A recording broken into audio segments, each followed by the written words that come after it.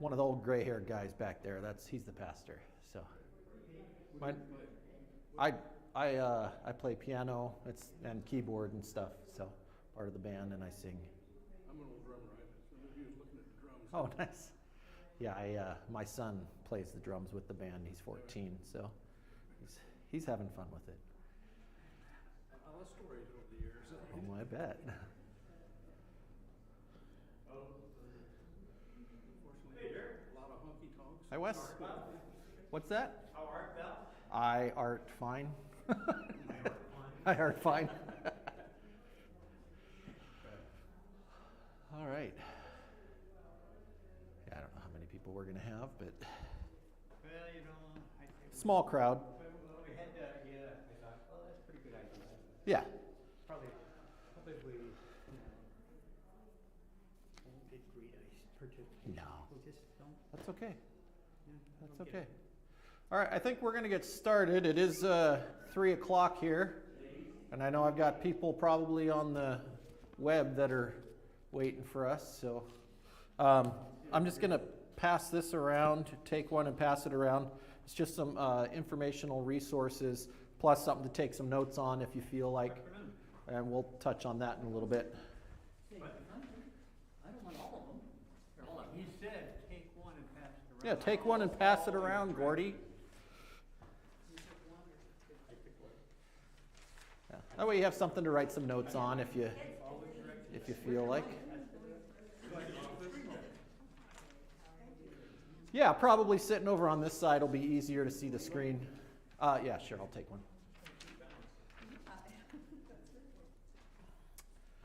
Okay, so I think I know everybody except for this young man here. I'm Jared. What's your name? Garrett. Gary. Hi, Gary. All right, so for those of you that are watching online at home, my name is Jared Williams. I'm one of the musicians here at the church, and I'm also a Tacoma police officer, so I've got some good resources that I'd like to be able to pass on about scams and frauds. If I can get my clicker to work. Oh, come on. Might have to stand closer. It was working. Hang on.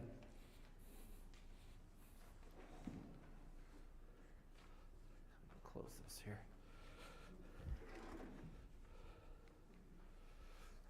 All right, let's try this again here. There we go. All right. So a little about me. Again, my name is Jared. I've been with the Tacoma Police Department for over 17 years now. Over that time, I've handled countless frauds, identity thefts. I've seen pretty much every scam there is to see, although I'm sure there are some that I haven't. I have had several investigations that I've investigated extensively to the point that I've been able to make some arrests and get good solid convictions on people for identity theft and fraud crimes. So a lot of the material in this presentation was provided to me by Detective Elizabeth Schieferdecker.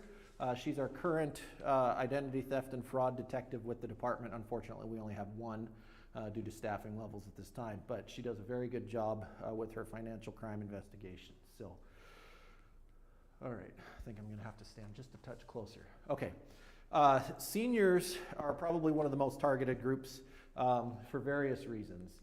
Oh, I must have a mixed up slide. We'll go back and go over the goals for today. I want to be able to provide you with resources and education regarding scams, what to be on the lookout for, specific information, what targets seniors, what targets teens and younger adults, because we all have family and it'd be good to pass this on to them. All right. So, seniors, why are you targeted? Because you're old. Okay, various reasons. Most of you are polite and trusting, not Gordy, but I don't know if he's a senior yet. Yeah, okay. You generally have a larger financial savings than someone such as a teenager or even a young adult. Most of you probably own your homes. You generally have good credit, And as you get older, you might live alone if you are a widow or widower, and you might become lonely. And so you become more susceptible, and that comes back to some of that vulnerability here. Okay. Romance scams. This is one of the most probably irritating ones that I deal with from time to time. And the reason that is let's say you are a widow or a widower, and you get onto a website to make a connection somehow or another. There are people that would pretend to be someone who's interested in you, and start manipulating you and developing this romantic relationship with you when this person, they might tell you that they're from another state when in fact they're probably clear around the world, just in some center somewhere doing some scam along with a bunch of other people. In their mother's basement wearing. In their mother's basement, yeah, exactly. So, and maybe you'll meet them through Facebook or some other social media site that you come across, or a dating website. Tech support. Tech support's another big one, and obviously, the older generations didn't grow up with computers. I was fortunate when I was growing up. My dad was a computer geek, and we had computers in our house from a very young age. But people, even in my age range, didn't necessarily grow up the same way I did with computers. But as the generations get younger, I think the tech support scams get a little more difficult to get by. But they definitely do target seniors. What you might get a call out of the blue or an email in your inbox that says, hey, you've got a virus on your computer, or we noticed some sort of technical glitch, and you might click the link, or you might call the phone number because now you're worried you've got something on your computer.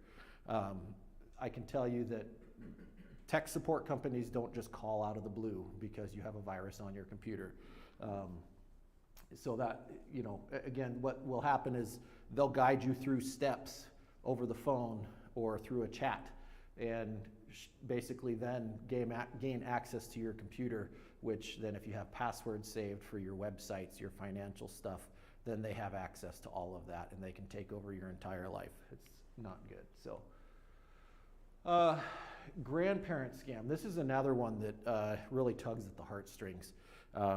You might get a call, and I've dealt with people that are going through this like on the fly, and it's really hard to kind of reel them in. And what'll happen is somebody will call and say, hey, I'm calling on behalf of your grandchild.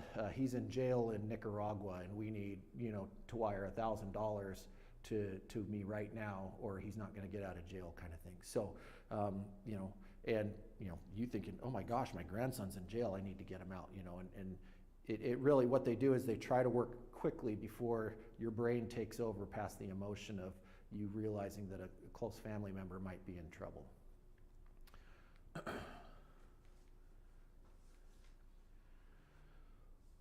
Government employees, again, this happens maybe sometimes phone call, text message, email.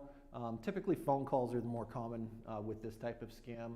Government impersonator, someone will call and say, I'm with the Tacoma Police Department and you have a warrant out for your arrest unless you pay me $500 right now, kind of thing. So that's not the case. Trust me, we don't care about, we don't care about a $500 warrant. We're not going to call you and come arrest you most of the time for that. But two, we're never going to call you, a government official, whether it's IRS, FBI, any local agency, anything like that, is never going to call you out of the blue and threaten to come arrest you if you don't pay them money. That just doesn't happen.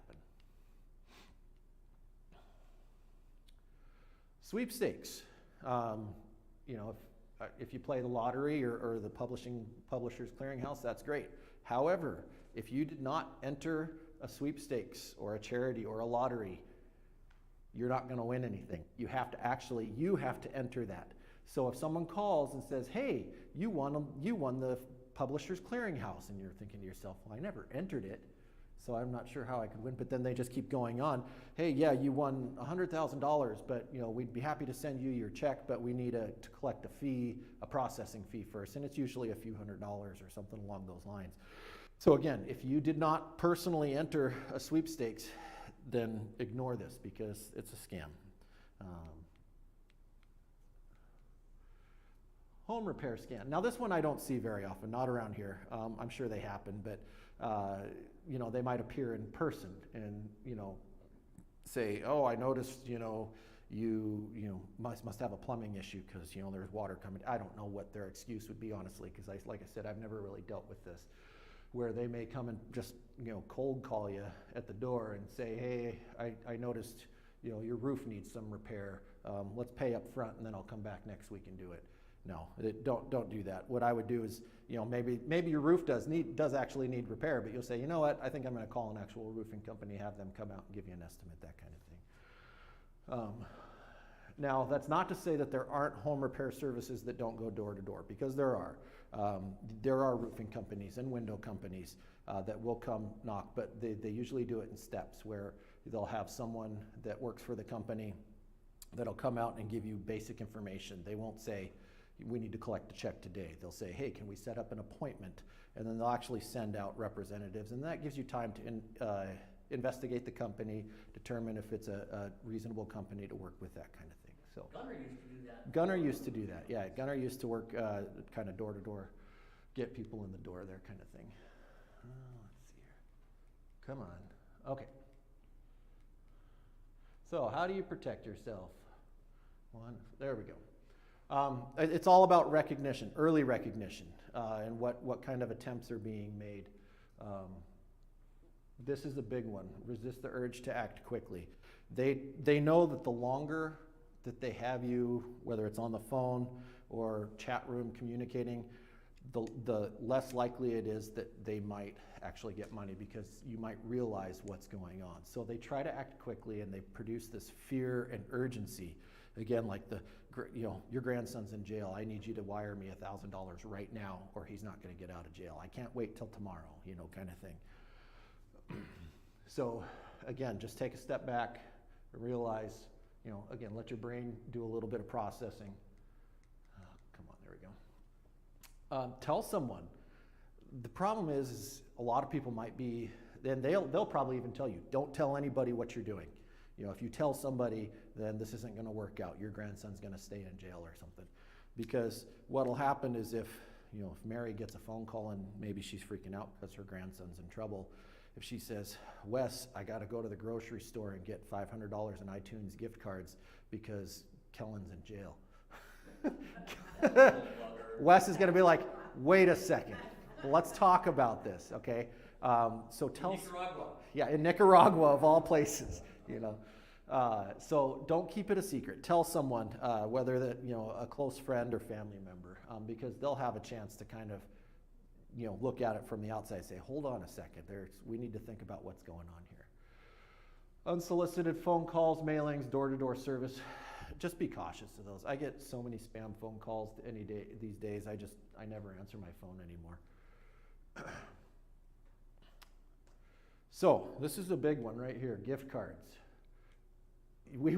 No legitimate business, government entity, or anything will ever ask for payment in the form of gift cards.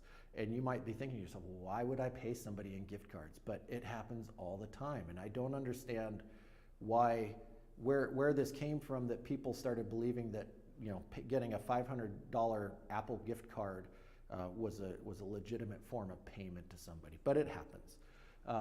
So never, again, if you haven't verified who this person is through an internet search or something along those lines, don't send them any kind of money, any personal information. Don't send them checks, nothing like that. Because if you can't verify who they are, you'll never see that money again. All right, so continued, how to protect yourself. Searching online, most of us should have access to the internet. If you're questioning whether somebody's legitimate, just search them in Google. If they don't come up in Google, or if they come up in Google with a bunch of fraud alerts, hey, don't do business with this person or business, then it's probably need to go the other way here. Come on. There we go. Antivirus and security software on your computer is very important. Because, and we'll get into that in a little bit, something called phishing. But if you have a good antivirus and security software on your computer, for the most part, you'll be safe as long as you are cautious and use common sense. Again, no legitimate business will ever ask for gift cards as payment. And the way that works, if you're not familiar, is, again, whether it's somebody calling and tugging at your heartstrings, I need you to go out and purchase $1,000 in Google Play gift cards. And so the person, what they'll do is, because they're in this emotional state, they'll run to the grocery store and they'll either pay cash or use their credit card, and they'll buy a couple of different Google or Apple gift cards and amounts of $300, $500 each. And then as soon as and a lot of times the scammer has this person on the phone the entire time. They don't let them hang up because they're keeping this emotional urgency going on with this person because they don't want to lose them. So, so they buy the gift cards, and then immediately they say, okay, scratch off the number on the back and tell me what the number is, and then they'll pay it. And then sometimes if people are super emotional, they can actually get them to go back. It's okay, I got those. Oh, something just came up. I need another $500. And sometimes they'll get people to go back and buy another set of gift cards. And I've had people that have spent $3,000, $4,000 before they realized something just doesn't seem right here, before they start actually listening to what's going on. And so by that time, then of course, they've hung up with this scammer, and there's no way to get their money back, because as soon as that scammer has that number, they immediately take all those funds and put them on another card or account. And there's no way to get that money back.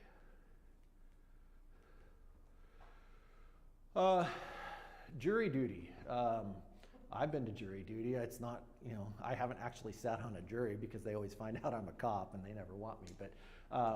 But you will never have a warrant for missing jury duty. Missing jury duty is a civil infraction. The courts might fine you, but even that, I don't know the last time I ever heard of someone getting in trouble for not going to jury duty, because there's so many ways to get out of it.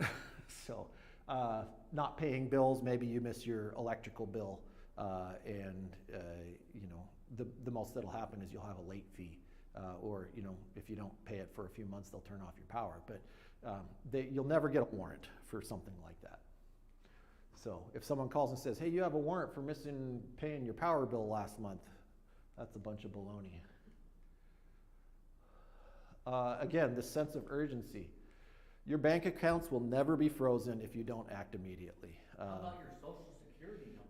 Yeah, same thing. Yeah, and same thing. So social security number, a lot of times they'll call and say, hey, we just detected fraudulent activity on your social security number, and we need to verify information or your social security number will be frozen. That doesn't really even make any sense. You can't freeze a social security number. You can put fraud alerts on a social security number, but you can't freeze it. This is just to kind of recap here. You'll never have to prepay taxes or fees. So this kind of goes back to the sweepstakes type thing. If someone calls and says, hey, you've won $100,000 in the sweepstakes, we just need you to pay a processing fee of a few $100s, and then we can send you a check. No, that's not the case. From my understanding, Publishers Clearinghouse shows up at your door with a giant check anyway, so. At least that's what I've seen on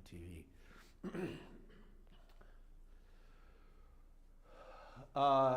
Again, if they tell you not to tell anyone, or maybe they tell you, or they give you a story, because one of the frustrating things at least when I'm taking these reports from people that have bought, a couple $1,000s worth of gift cards at the grocery store, is because you can't just, go pick it off the rack and do it at the self-check. It has to be activated. And so what's frustrating to me is that tellers are not like, okay, why are you buying 4 gift cards that are worth $500 each? What are you doing these for? I wish more tellers and loss prevention agents at these stores would do that, because I think that would help combat some of this, but they don't.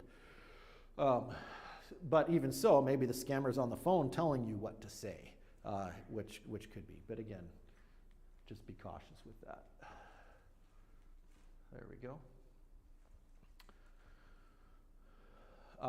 So spoofing a phone number, You know, back in the early days of caller ID, that wasn't really a thing, but now there's apps you can use on your phone or on your computer where you can basically just create a false phone number that, you know, when you call my phone, it looks like it might say IRS or something like that.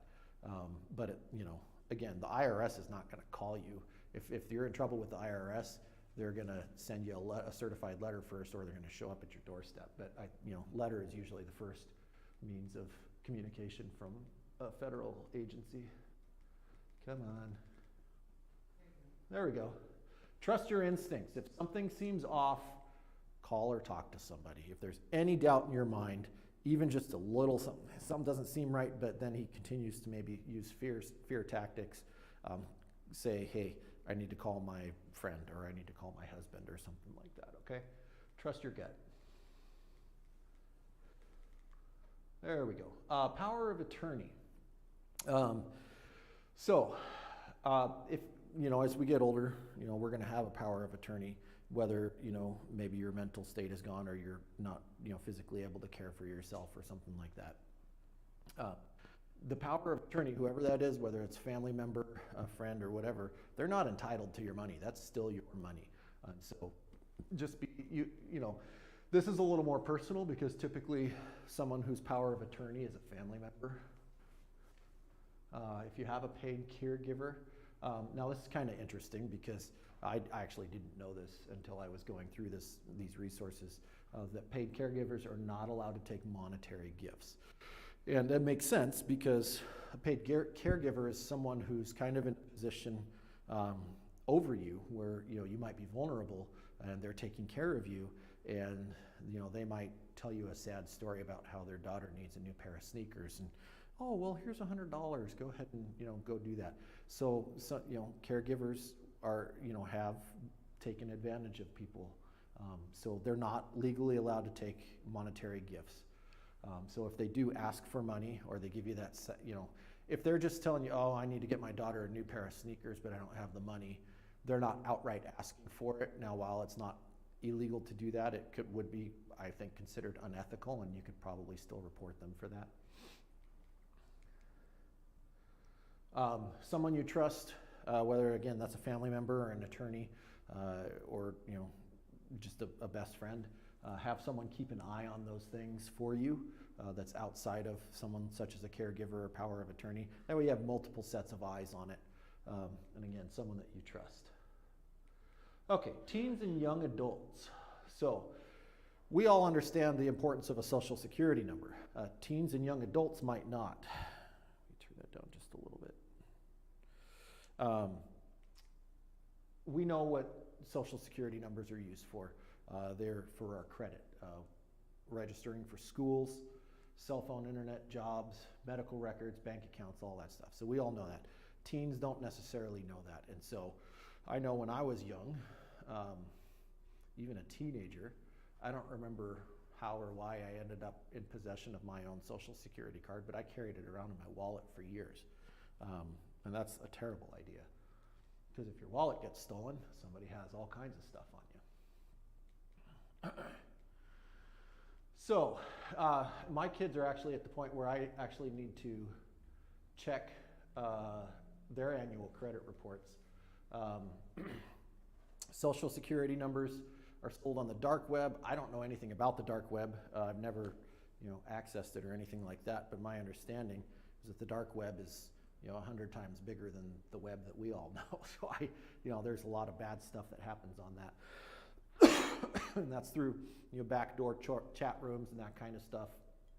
And they just share all kinds of personal information, you know, secret documents, that kind of thing. So why do thieves target a teenager's social security number? Well, one, it's never been used, and two, nobody's probably keeping an eye on it. I have taken reports where, you know, from a 17 or 18-year-old who's trying to get a cell phone, or, you know, 18-year-old trying to get a cell phone, and they're like, well, I've got all these open accounts in my name, but I've never had a credit card or anything like that. And so, you know, maybe, I mean, some of these accounts may be 5, 6 years old, and nobody's keeping an eye on that kind of stuff because of their age. So What you can do as a parent or grandparent, or if you have custody of a child, is you can actually access a copy of their credit report, and we'll go over how to do that in just a little bit. Excuse me.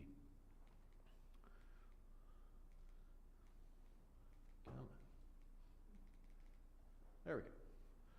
So, again, how can parents help protect their kids?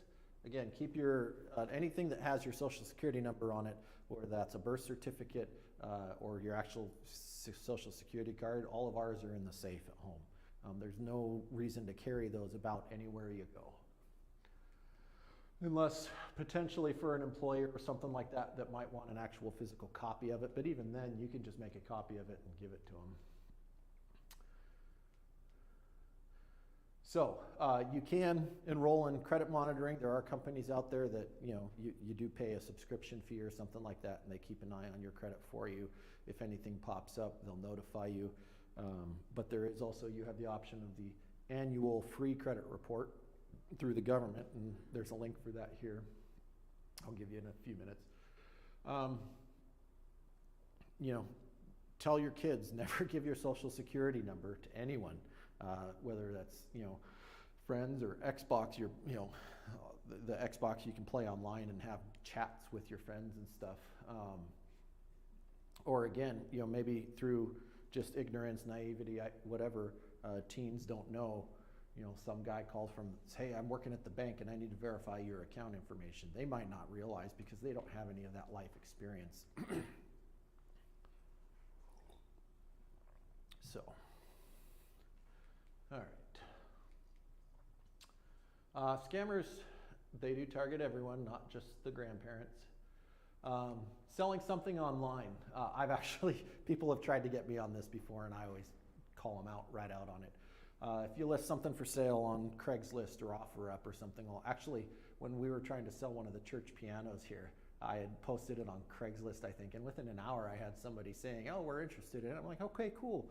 And they're like, hey, if I send you a check for $300, can you send me a check for $200 back, and then we'll arrange for shipment? Well, that's a common scam. So if you list something for sale, whether it's a car or a piano or anything, and someone says, hey, I'm interested, and you start to make those arrangements, and they start saying, okay, I need your address. We're gonna mail you a certified check. Excuse me. For $500, but maybe what you're selling is only $300.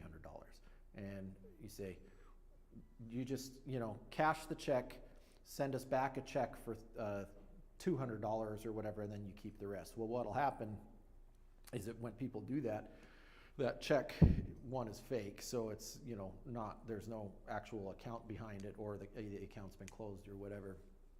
But what happens is you deposit that into your bank, and your bank takes 7 to 10 days to process it. And so 2 weeks later, all of a sudden, that check comes back unable to process, and the bank takes that $500 out of your account. Well, you already sent that person back $300 of your own money. So now you're out that $300 and whatever bank fees that they decide to charge you. And that money is not protected, because that's not the bank's fault. You weren't the victim of an identity theft or anything like that. That's money that you were scammed out of by another person, and so the bank doesn't reimburse you for those types of things. Rental houses. This is another one that I've seen over the years. It's kind of interesting, especially with rentals right now and any kind of housing.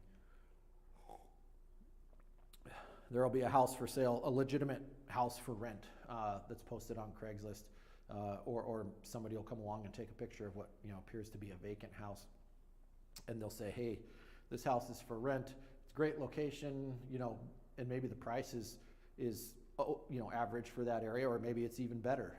But what'll happen is you'll start saying, hey, I'd like to rent your house. Can I come see the house? And sometimes they'll say, well, you can drive by and take a look. Nobody's living there right now. But the seller whoever posted it will never want to meet in person. But they'll say, hey, here's a rental agreement. They'll email this rental agreement. They say, fill it out, send it back, and then wire me money or send me a certified check for however much, first last month's rent plus security deposit. And then what'll happen is after they've sent off their money, they've sent off their rental agreement, which also has their social security number on it because that's pretty standard on a rental agreement. After they've got that and they're like, okay, when can I get keys?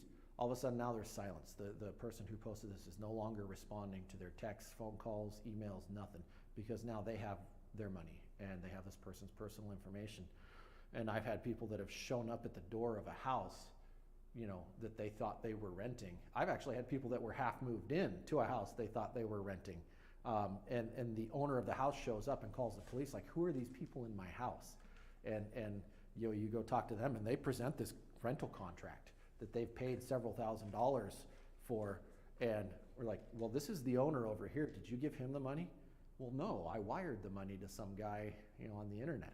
And sorry, you better, you got to start moving out. So they get pretty bad. So if you're trying to find a place to rent, just be super cautious. Again, if the person who's posting this doesn't want to meet in person, that should be a big red flag. You should be able to, and part of the problem is they're playing on the market right now. Sometimes if you don't jump right on something, you might not get it. But you just got to be cautious. And this tends to be more target young adults. I don't see this as much with seniors.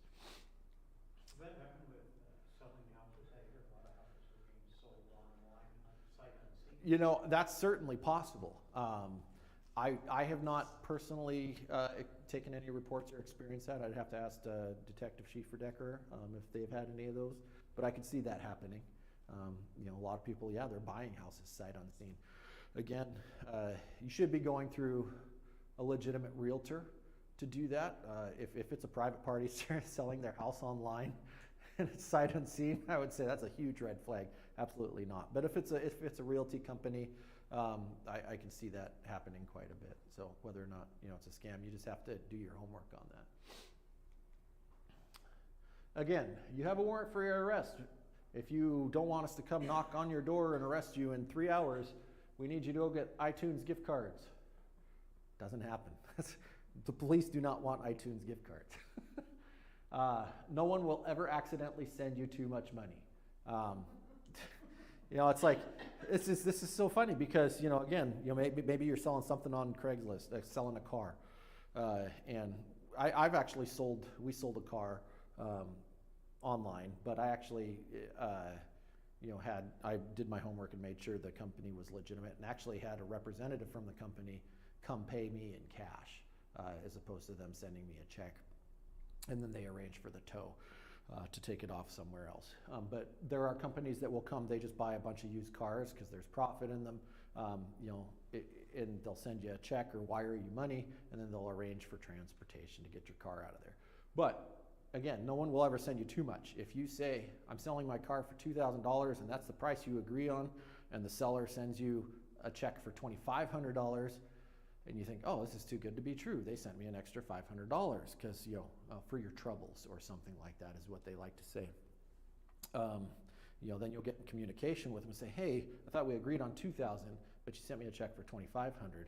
And they'll say, oh, that was, for your troubles or an accounting mistake or misprint. Just send us back the $500, wire us money, something like that. And then again, that check will bounce 2 weeks down the line and you'll be out all that. Nadine?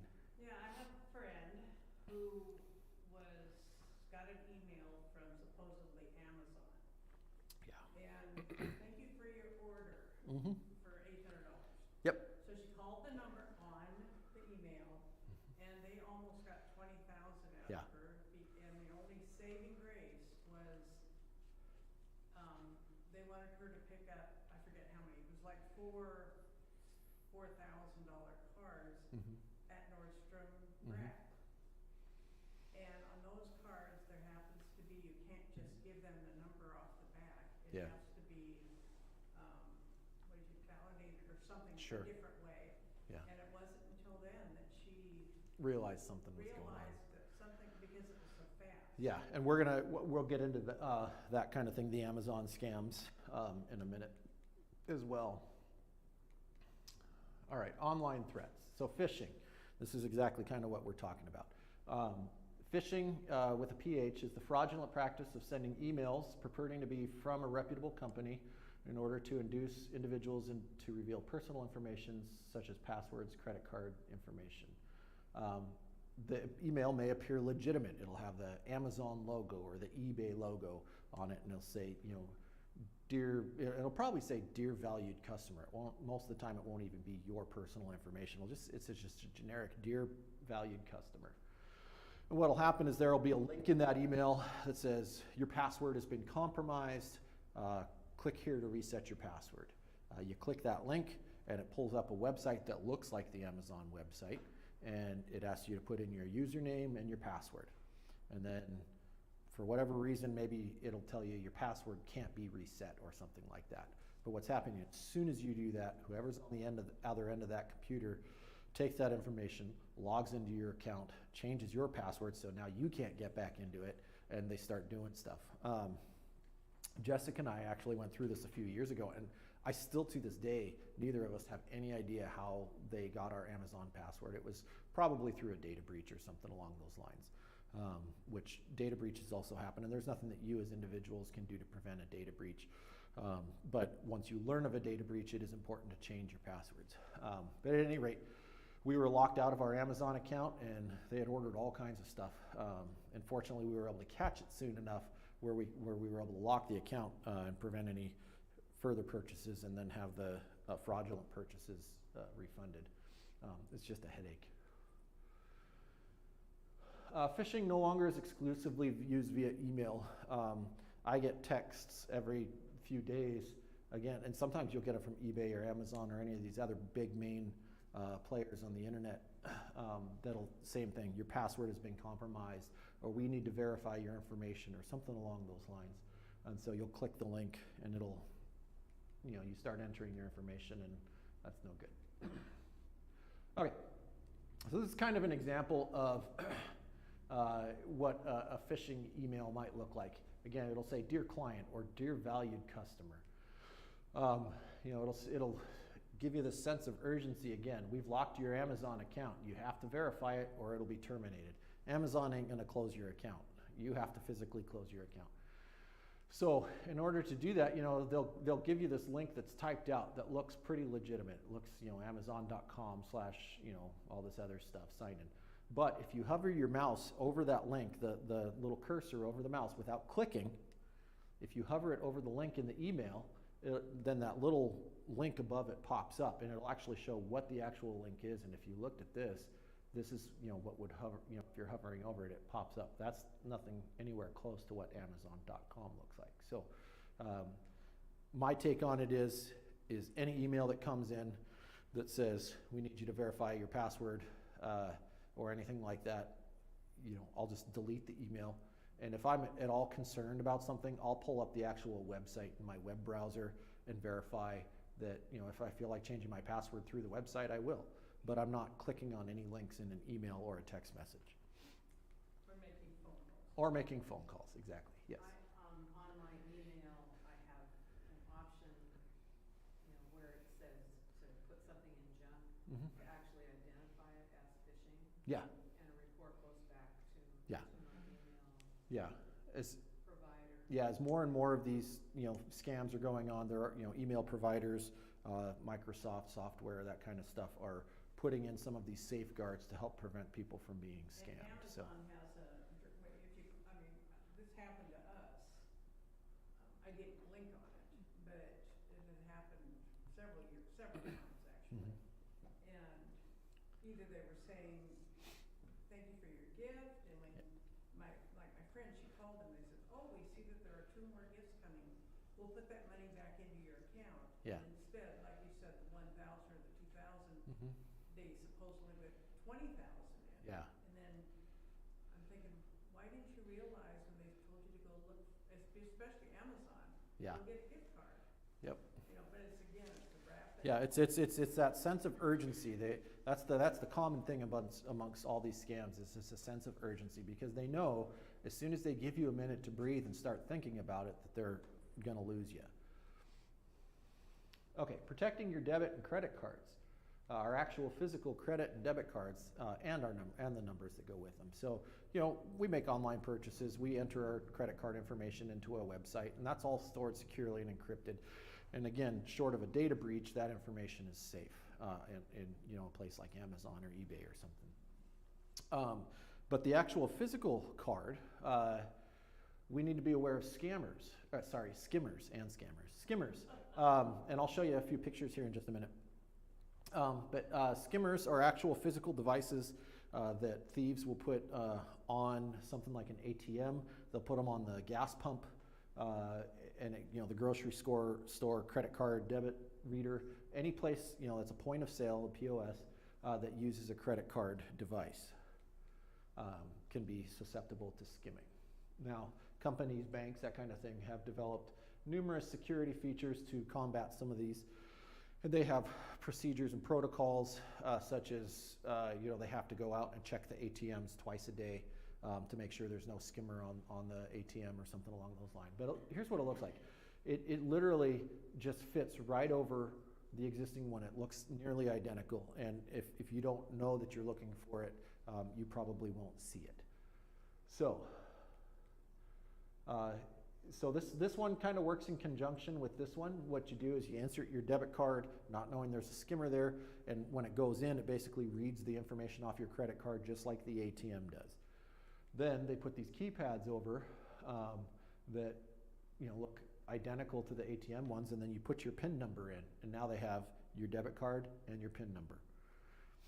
And what they can do is then they, you know, have machines on their end, whether, you know, they can make internet purchases, or they have machines on their end where they can actually transfer that information to a blank credit card and use that to go make purchases. Or They may not use it for. Yeah, they may not use it for a while, so you know, you may not notice anything for weeks or months or something like that. Here's another example. So let's see, is that the only one? I think that's the only one I've got. Okay.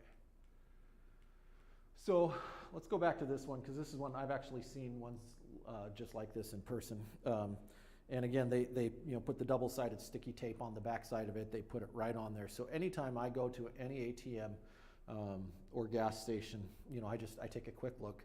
And especially with the ATMs, if they have these ones where you can kind of physically grab the card reader itself, it should be solid. You should not be able to move it. It'll have no give at all.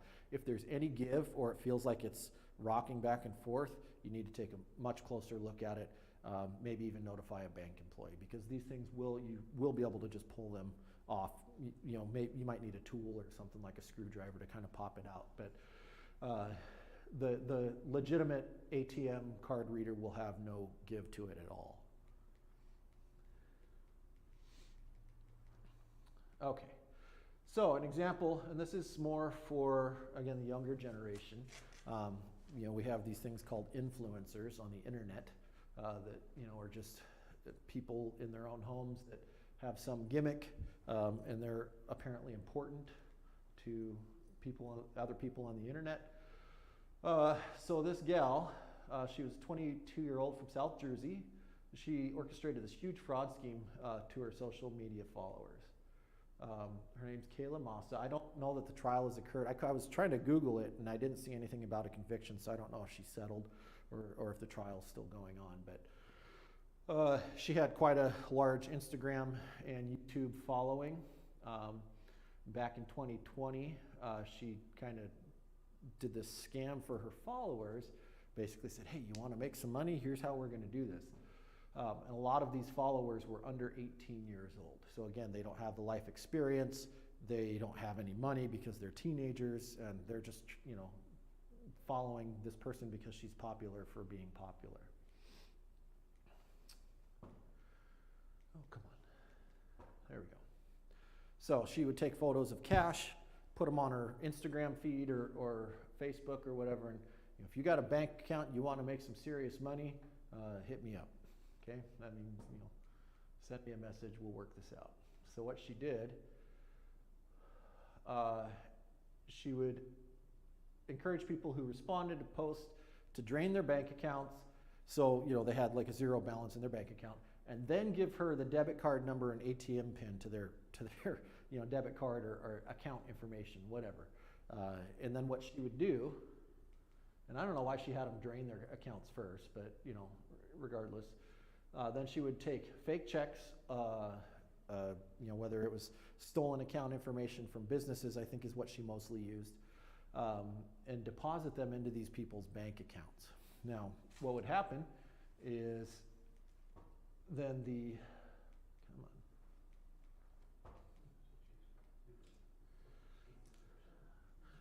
So what would happen is she would deposit these, you know, $1,000 check from, you know, some business, and then she would take that money out, but leave some for the account holder. You know, say, hey, I'm going to deposit this, I'm going to take some of it, and you keep the rest.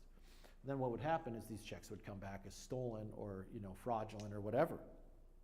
And so then, of course, that put typically the account owner, you know, teenager, 17, 18 years old, their account is now in a negative balance because this check is no good.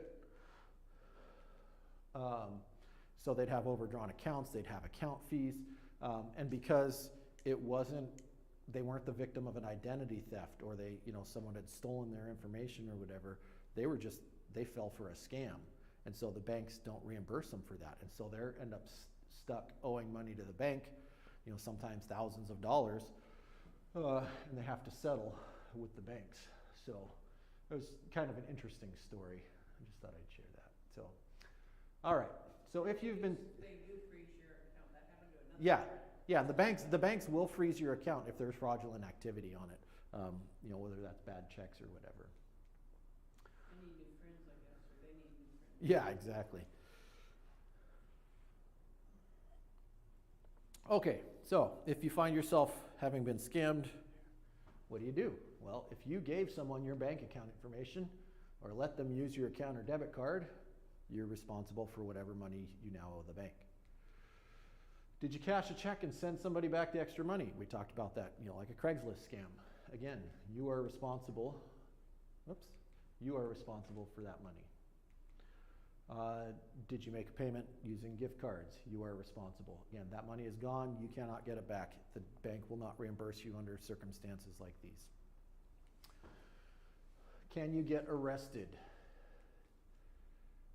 So this one I see, we'll get a call, you know, from a bank while I'm working, and you know, there's somebody in there trying to cash a fraudulent or stolen check, and you know, the ones that are generally ignorant or oblivious and don't know what's going on, they're the ones that stick around because the bank says, hey, have a seat over here, I just have to go verify this, you know, and that's just the bank's stall tactic until the police can get there.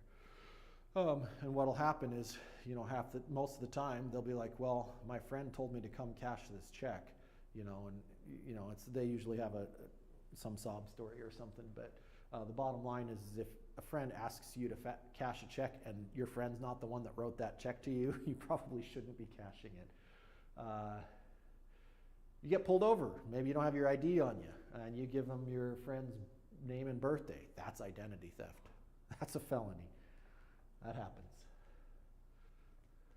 So you can actually, it's funny because if you know, let's say the police contact you for any valid reason, and you give them a false name or a false birthday, you know, to a person that doesn't exist, you know, that's a misdemeanor. That's called obstruction.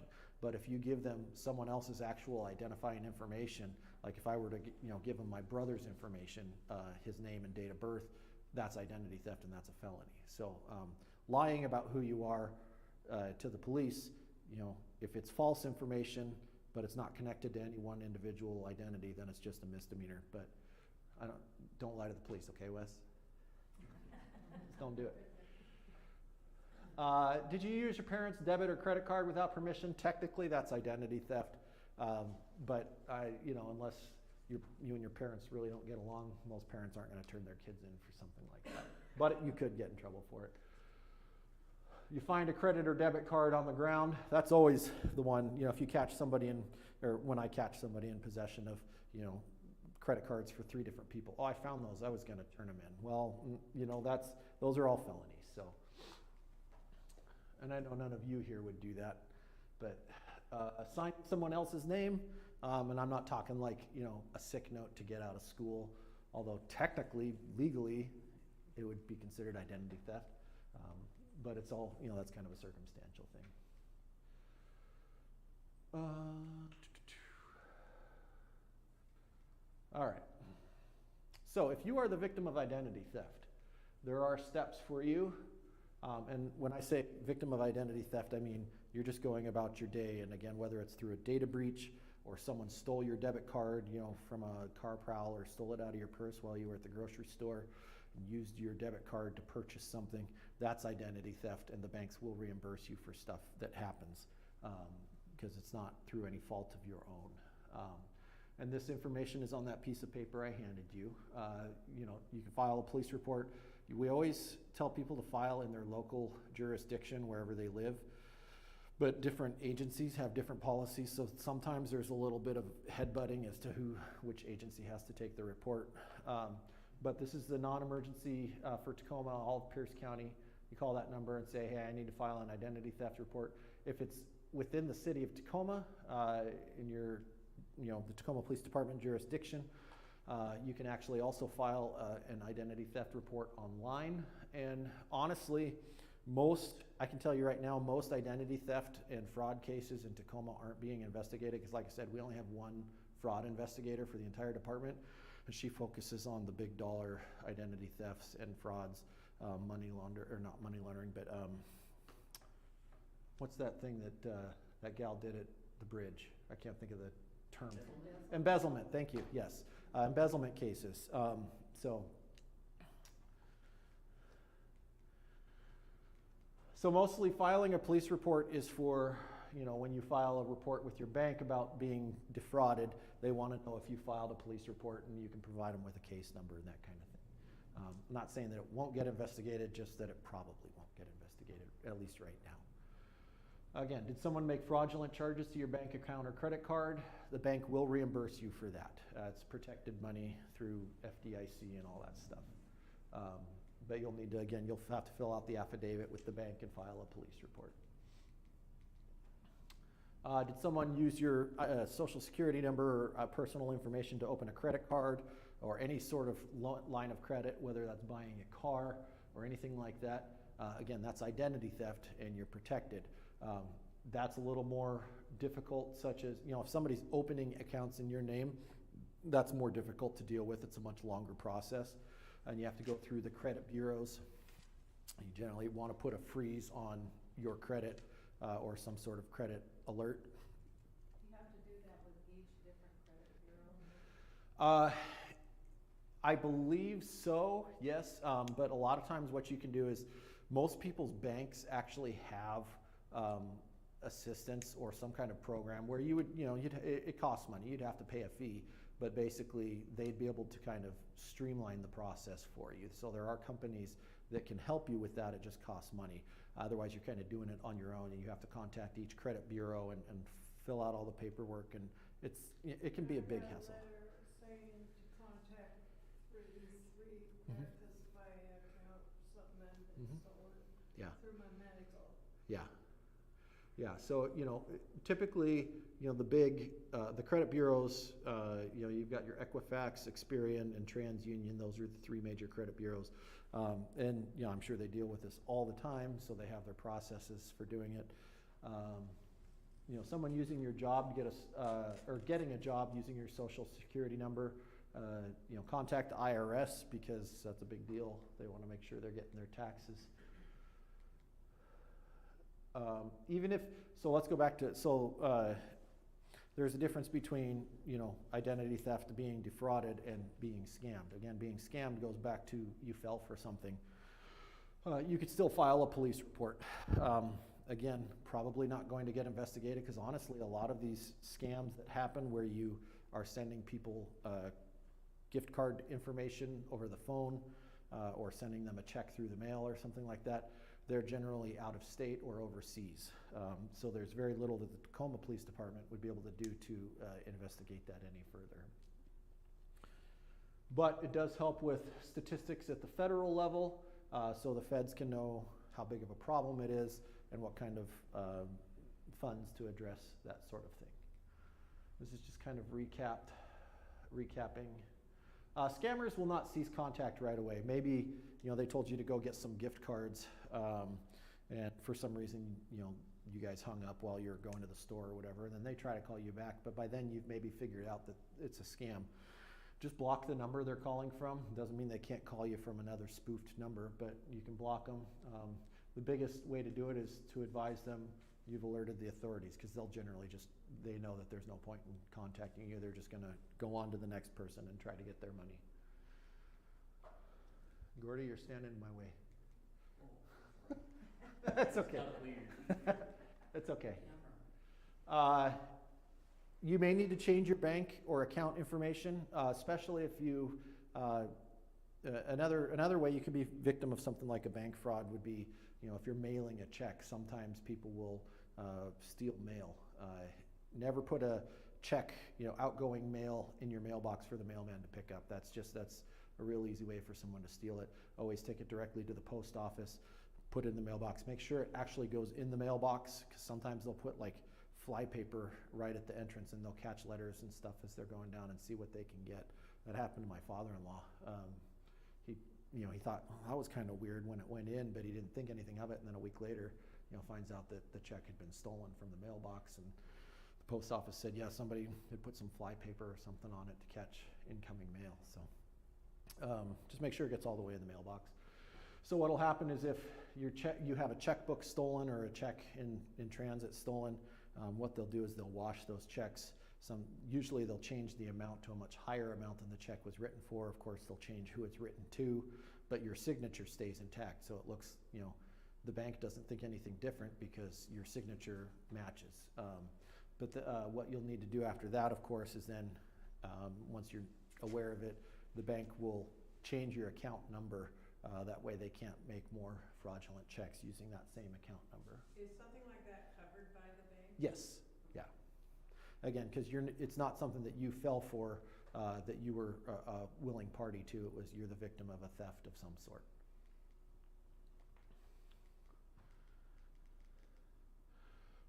So again, these are the 3 major credit bureaus, and that information is on that little handout I gave you. Again, you can freeze your credit.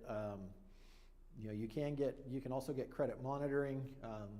There are different levels that you can get, some that are extreme that basically freeze your credit, and then when you go to apply for a loan, whether you're buying a car or a house or new credit card or something, then during that process, you'll have to be on the phone with whatever credit bureau saying, yes, this is me. They'll go through steps to verify your identity so that they can unfreeze your credit so that you can apply for that loan or whatever it is that you're getting. And then once that's fully processed, then they kind of lock things back down. And then the Federal Trade Commission, again, this is the more of just kind of an information gathering at the federal level, so they know how bad the problem is and what kind of resources they can put at it. I think that's it. Maybe. Oh, annual free credit report. I forgot about this. There we go. Federal law gives you the right to access your credit report once a year. Now, that doesn't give you your credit score. Credit score is something you get when you're applying for a loan. They'll tell you your credit score is 700 or whatever. But what this is a copy of every account that is open under your name. That includes bank accounts, credit cards, car loans, house loans, boat loans, any kind of thing that is a credit account will appear on there. And so you can verify, yeah, that's all, that account, that's all my stuff. Maybe you see something on there that you don't recognize or you didn't open, then you can start the process to investigate that further. As of right, and I just learned this the other day when I was putting this together, was that due to COVID, apparently people needed to access their credit reports more often than once a year. And so currently through December of this year, you actually have the right to receive a copy of your credit report once a week. So this is important because I think a lot of people, like when this first started out a number of years ago, this law, and I was trying to access a copy of our credit report, I just put in Google, free credit report, and it comes up with all these websites. And all these websites, tout that they give you a free copy of your credit report, but then they want you to enter credit card information. I'm like, well, that doesn't seem right. Like, why do I have to enter my credit card if I'm trying to get a copy of a free report? So there is only one website that is federally authorized, and that is annualcreditreport.com. Once you go there, it will then, once you enter the basic information about yourself, then it will redirect you to Experian and Equifax and TransUnion, but it's through their website. So any of these other websites that are saying they offer a free credit report, what they're trying to do is they're trying to get you to sign up for a service of some sort, a credit monitoring service, that a copy of your credit report is included in that service, but then you have to pay a fee for their ongoing service. So for the actual, just the copy of your annual free credit report, this is the only website that is valid. And you can also call them or send snail mail as well. But I just did this yesterday with mine and Jessica's, because I'd been a while, I'd been over a year since I'd checked ours. And I'm gonna do my kids this weekend as well to make sure they don't actually have any credit yet. If they do, that's a bad day. We'll figure that out. Okay, come on. Okay, so that is the end of the presentation. Are there any questions that I haven't already answered? So if you do a annual credit report, like you said, Jessica did that, Mhm. you do it jointly or individually? You do it per individual. So when I pull up, Social Security number? yeah, so on the website, you go to annualcreditreport.com, and there's a link that says, you want a free copy of your credit report, click here, and it takes you to the page where you fill out your name, date of birth, social security number, and then there's an extra verification step because all the credit bureaus and everybody has all this personal information about you. And so they already know your email address, they already know your phone number and your address and all that stuff because it's all in their databases. And so they actually go through, I don't know, for some of you it may have been a while since you've applied for anything like a car loan or a mortgage or anything like that. But having gone through it recently, there are steps to verify. They'll ask you questions like, have you ever lived at any of the following addresses? And they'll list about 4 or 5 different addresses, and one of them is an address that you've lived at some point in your life. And it may have been, from 50 years ago. Or they'll say, have you ever owned any of the following vehicles? And they'll, list a year, make, and model. And sometimes, they'll list 3 or 4 options, but none of those 4 options are cars that you've owned, but then there's none of these apply.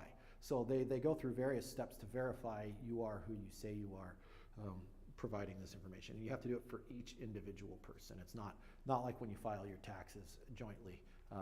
So that's just because, yes, most of your guys' credit is probably joint credit, but it's also attached to you and it's attached to you. So they do keep them separate for that purpose. Anybody else?